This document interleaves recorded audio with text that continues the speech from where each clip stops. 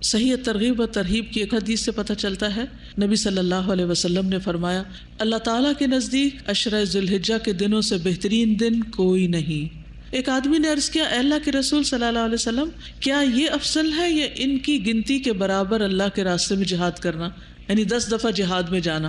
تو آپ نے فرمایا، ان کی گنتی کے برابر اللہ کے راستے میں جہاد کرنے سے بھی زیادہ افضل ہے، یعنی ایک دفعہ نہیں 10 دفعہ اگر کوئی جہاد کے لیے جائے تو اس سے بھی زیادہ افضل ہے کہ انسان ان 10 دنوں میں کوئی نیک کام کرے۔